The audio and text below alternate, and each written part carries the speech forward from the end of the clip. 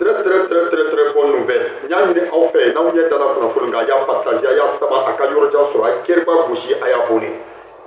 Amba fo alhamdulillah rabbil alamina ambe ala tanto amba kira farkana. Anyo de fo. Adamantia ka ko ni tie fembe. Wari bi bolo san bi bolo. Nala ma mo ya nye iye foi magla. Signora est fait le femi ka geleni tie fembe. Signora mogo ibe nyinega isignon kungola lahara. Iye mi ke signon. Nous die tien.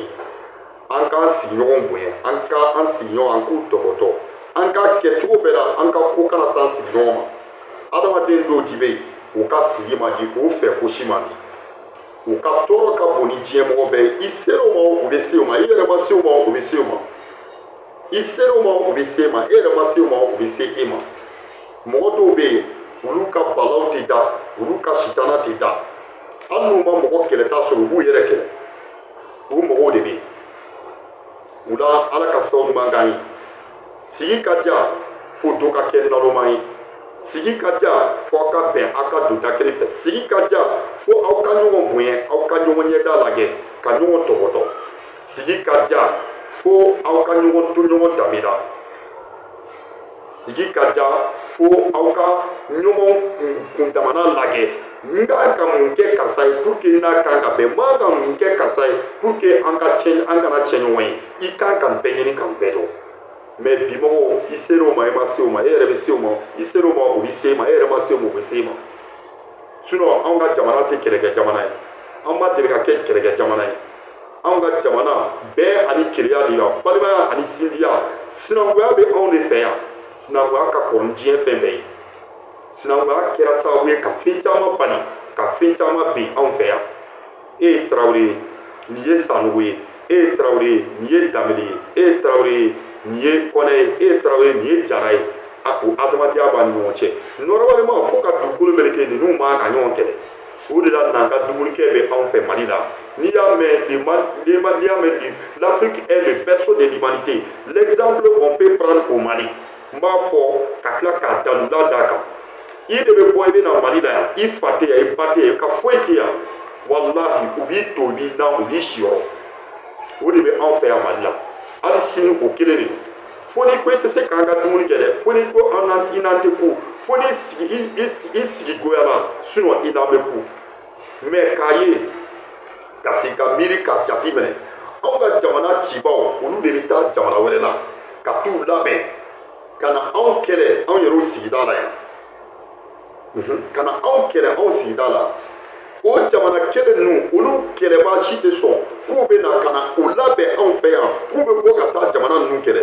anw ka faamaw ka jɛn n'u ye I mana kɛ cɛ o cɛ ye k'i jamana k'i yaadala k'i fɔra I ka maramana ko I ka kuntanko la I ka kolankolon na k'i ɲɔgɔnna kojugu kɛra tɛ n'i sen cunna Mali la yan I ka ko bɛ dan sira cɛ I ka ko bɛ dan sira cɛ an bɛ dan sɔrɔ a la o bɛ Mali la o de la anw ka agents on a une sécurité très très forte anw ka sécurité anw ka bolomasiri tabɔ an ka faamaw u bɛ kodɔn u bɛ kokɔrɔ dɔn ils sont c'est-à-dire faamuya min b'u la dɔnniya min b'u la u ka baara kɔnɔ an tɛ se k'a bɛɛ fɔ ka ban o de la an b'a fɔ an ka foli bɛ Marshal Vladimir Poutine ye a ka wulikajɔ a n'a ka cɛsiri anw kungo la nin tɛ kɔrɔlen ko ye koyi Vladimir Poutine nin tɛ kɔrɔlen ko ye depuis le temps mémorial fo maintenant Vladimir Poutine a jɔra anw jigi kɔrɔ fo ka se bi ma Amadou Aya Sanogo ye coup d'état min kɛ n'i y'a sɔrɔ a don ye réseaux sociaux tun bɛ yen erreur min ye Aya Sanogo sɔrɔ an tun b'a fɔ a tun bɛ ban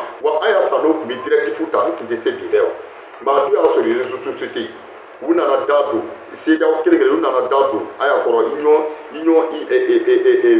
Nations Unies a n'a Union européenne ka na da don a kɔrɔ ka Aya ka ko cɛ mais avec le temps de général d'armée an ka taa dɔrɔn n'u ye min fɔ an b'a fɔ ka tilen n'u ko ti an b'a fɔ tia an t'u to yen wa k'a fɔ ko an bɛ jamana ci ko kuma fɔ an ka sigi k'a lajɛ o ko kuma t'a la o la Marshal Vladimir Poutine an bɛɛ ka jɛn ka foli k'a ye Ala k'a sara on peut le nommer aujourd'hui ambassadeur de la paix Vladimir Poutine est l'ambassadeur de la paix en Afrique.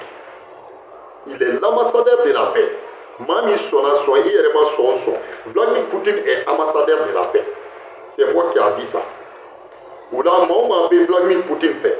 Moi, Vladimir Poutine fait. Moi, Russie fait. Aïe, vidéo n'a pas partagé, aïe, abonné le compte là, aïe, chaîne tout là. Aïe, ta vidéo le partager, aïe, documentaire tombé là, aïe, partager, aïe, blague, boubou, ça, aïe, télécharger, ma tchamaka là. Vladimir Poutine est parmi qui est ça, parmi parce que a fait le que fait ni anya est dirigeant la dirigeant mi n'avait pas cordon. Aya ka ministre des affaires étrangères de la Canada, ministre des affaires Canada et Niger ou dans la sommet là avec le ministre des affaires étrangères. Aya foi pour ben Mariam mais Mali ni Algérie ou ka faire bec pour qu'il akaba. Ko farafide en yere dans manga kere, en manga blanyona. Si réellement ni ambe ko donc ka pour famille. Au Kéramik, Bey table la Kabi. Algérie a une frontière d'ailleurs. Algérie a une frontière Algérie a un espace aérien central qui est Anna. Au Sorami fait Machamatado, Naïda de la santé badela. Machamatado, au Sorami fait. Algérie au d'ailleurs. On a un ambassadeur de la Qatar. Algérie. Au Kéramik. Ambassadeur Tani, Amboraye Kibaria Soro, Kouyero au table la Kana. C'est lui qui il est en audience avec le ministre des Affaires étrangères du Mali, Abdoulaye Diop. Comment on y va la Touram?